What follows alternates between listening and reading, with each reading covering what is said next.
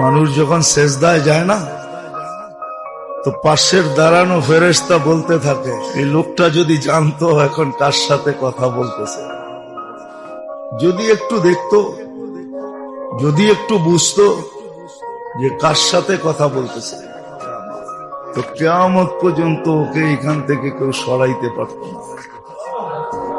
ও তো কিয়ামত পর্যন্ত সেজদায় পড়ে থাকে। হেদায়েত যখন পাওয়া যাবে কসম খোদার, তখন কারো জীবনে কোনো চাহিদা থাকবে না। চাহিদা বোঝেন? হ্যাঁ, চাহিদা বোঝেন?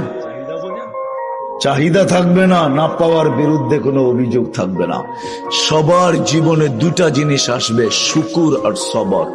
যেমন পাক, যতটুকু পাক, যেমন পাক, কম টাকার বেশি টাকার, কম দামের বেশি দামের, যতটুকু পাবে অতটুকু পায়া বলবে আলহামদুলিল্লাহ। কিয়ামতের দিন আল্লাহকে বলবে, আমার উম্মতের হিসাব কিতাব কিভাবে নিবেন? আল্লাহ হাসবে আর বলবে, বন্ধু যেমন সবারটা নিব আপনার উম্মতের ওরকম ভাবেই নিব। তো চেহারা মলিন হয়ে যাবে। আল্লাহ জিজ্ঞেস করবে, চেহারা মলিন কেন? বলছে, তাইলে তো সমস্ত উম্মত আমার ভুল ত্রুটি জেনা ফেলবে, আমার মাথা নত হয়ে যাবে, সবাই জেনা ফেলবে আমার উম্মতের ভুল ত্রুটি। তো বলছে, বন্ধু কিভাবে নিব?